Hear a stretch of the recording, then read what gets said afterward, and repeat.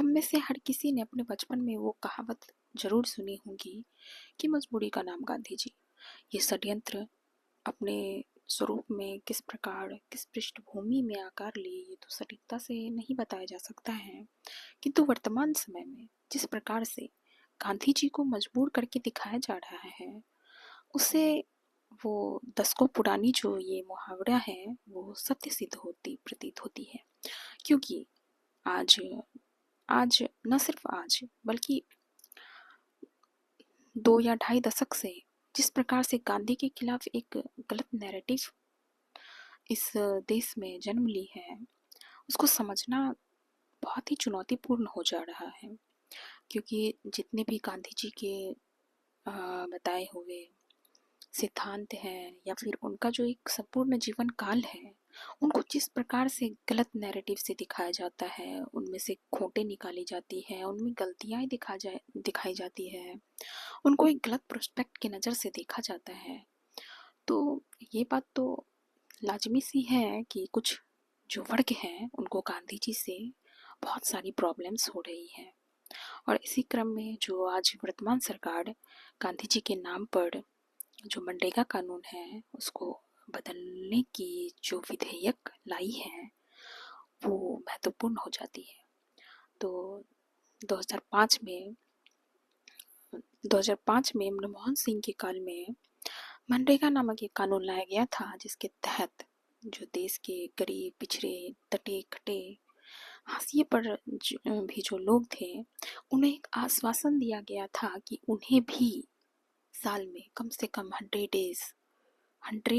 Days job दिया जाएगा, वो भी वेतन के साथ। और ये सरकार का कर्तव्य होगा कि वो जो संबंधित व्यक्ति है जिन्होंने जॉब की डिमांड की है अगर वो इच्छुक हैं तो उन्हें सरकार जॉब दिलाएगी बिना किसी आनाकानी के।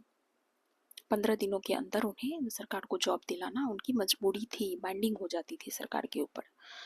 तो ऐसे क्या सिचुएशन हो गई कि मनरेगा जैसा कानून जो आज देश में 5-6 करोड़ लोगों को प्रत्यक्ष रूप से रोजगार देती है, हालांकि आंकड़ों में तो इसे बढ़ा चढ़ाकर दिखाया जाता है किंतु फिर भी जो प्रत्यक्ष आंकड़ा है उसके अनुसार ये 60 से 70 लाख लोगों को प्रत्यक्ष रूप से रोजगार देती है। ये बात ऑन डेटा मौजूद है कई सरकारी आंकड़ों के अनुसार। तो वर्तमान सरकार क्यों इस प्रावधान को जो इतना दूरगामी सोच के साथ आरंभ की गई थी कि जो भी देश के गरीब से गरीब लोग हैं जिनमें कोई योग्यता भी नहीं है उन्हें भी रोजगार पाने का हक है, ऐसे महत्वाकांक्षी कानून को खत्म करने की साजिश की जा रही है। खत्म खत्म खत्म इन सेंस की इनके जो मूल एसेंस है, जो मनरेगा का जो मूल एसेंस था उनको बदला जा रहा है, धीरे धीरे उनकी हत्या की जा रही है। तो ऐसा क्यों किया जा रहा है? क्या सिर्फ नाम बदल देने से सॉल्यूशन हो जाता है? जो मनरेगा का जो न्यू नाम लाया गया है, व्हाट वाज द नेम, विकसित भारत जी राम जी, विकसित भारत जी राम जी, यस विकसित भारत जी राम जी, इसका क्या सेंस है? वर्तमान सरकार जो प्रॉब्लम्स हैं, जो भी देश की महत्वपूर्ण प्रॉब्लम्स हैं, उनको सिर्फ रीनेम करके ही क्यों सॉल्यूशन करना चाहती है? ये तो सोच की बात है। किंतु मनरेगा जैसे कानून के साथ इतनी बड़ी छेड़छाड़ ये कहीं से भी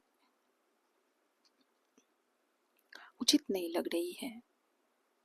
क्योंकि मनरेगा ही वो एक ऐसा जॉब है जो महामारी हो, कोविड जैसी आपात सिचुएशन हो या फिर देश की कैसी भी सिचुएशन, उसमें गरीब हाशिए पर लोगों को एक गारंटी सुनिश्चित करती है कि उन्हें रोजगार मिलेगा। तो इस नए कानून के तहत जो सरकार है,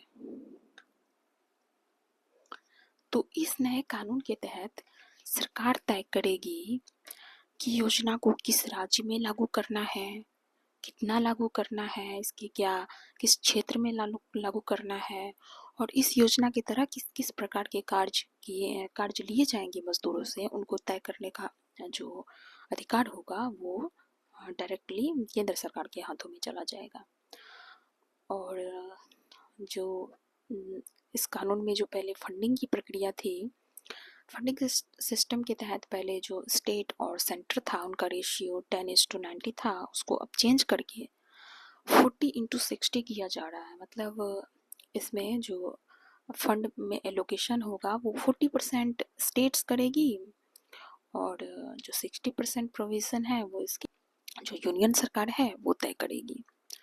तो इसमें प्रॉब्लम ये हो जाती है कि जो गरीब राज्य हैं, वो जिनका बजट कम है, जो गरीब हैं, पिछड़े हैं, जो अपने राज्य की मूलभूत आवश्यकता भी पूर्ण नहीं कर पाते हैं, जिनकी जीडीपी कम है, जहाँ की व्यक्ति की प्रति व्यक्ति आय कम है, वो अगर मनरेगा में 40% फंड एलोकेशन वाली बात को ख़त्म कर दे, तो फिर सीधे सीधे सेंटर जो है गवर्नमेंट, वो भी मनरेगा जैसे सिस्टम से अपनी हाथ खींच लेगी और उनके पास एक सटीक बहाना होगा कि अगर आपकी राज्य सरकार ही मनरेगा को चालू नहीं करना चाहती है तो हम विवश हैं। तो इस प्रकार केंद्र सरकार इसे अपने पक्ष में लाने की बात कर रही है।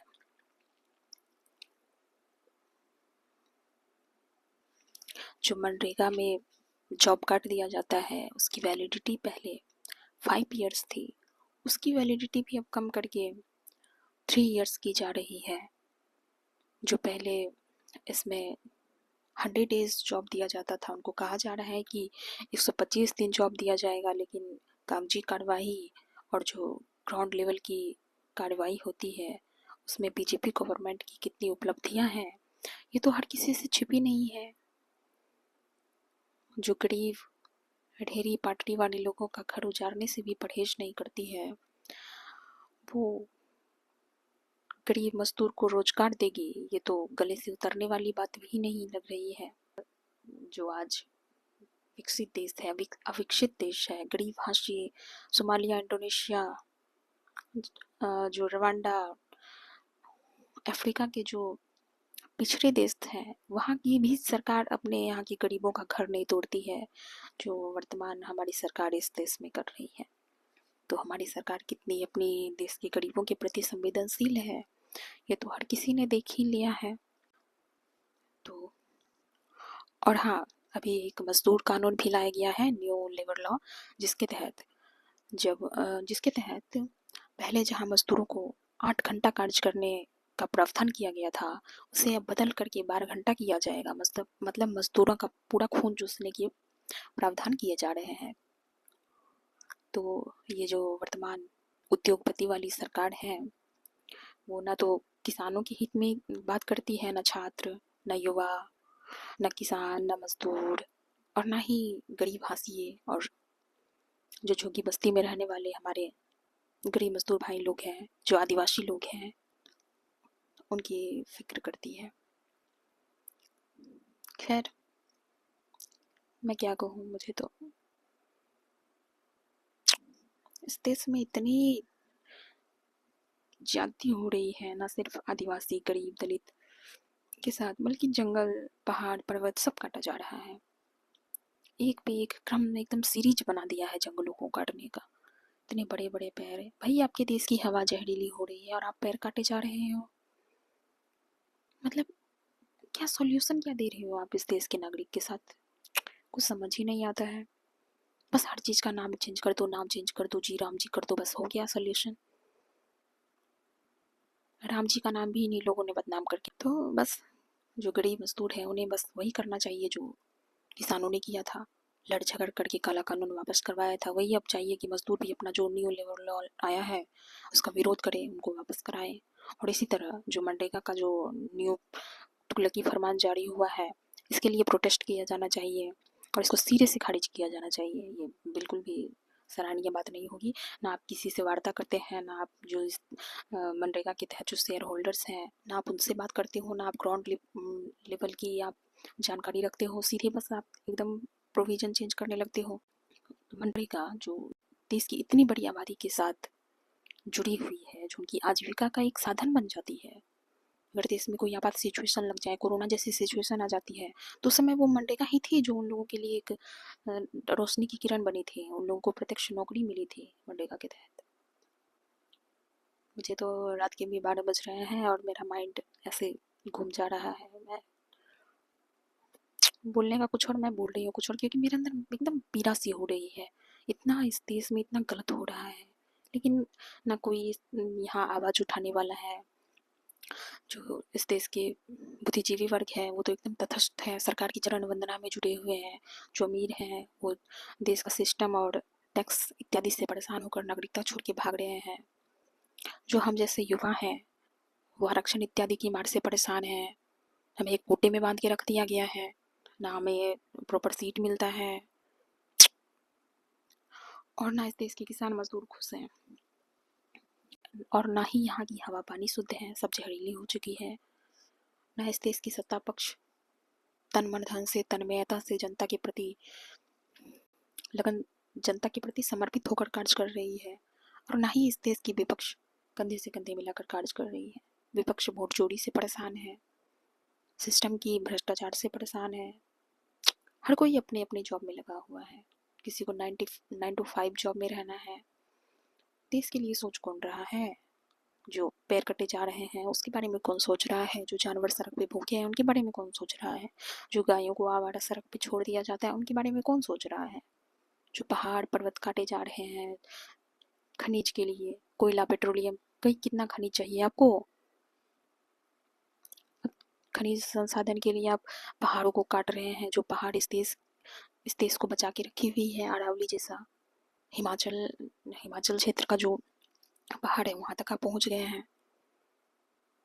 ना पहाड़ बचेगी, ना ही यह देश बचेगा, क्योंकि नदियों का फिर मार्ग परिवर्तन होगा, बाढ़ आएंगी, देश का भौगोलिक स्थिति ही चेंज हो जाएगा। आपने जैसी जैसी ये बिना पढ़े लिखे, बिना कानूनों को समझे, बिना एनालिसिस किए, बिना दूसरे देश का मॉडल देखे, जिस तरह से आप नए नए अचानक से फरमान ला रहे हैं, उससे तो इस देश का भौगोलिक, राजनीतिक, सामाजिक हर सिचुएशन ही आप चेंज करके रख देंगे।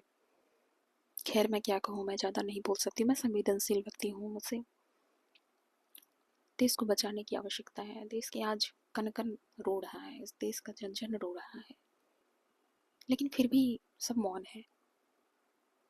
या तो सब इग्नोर कर रहे हैं या फिर सब अनजान है। धन्यवाद।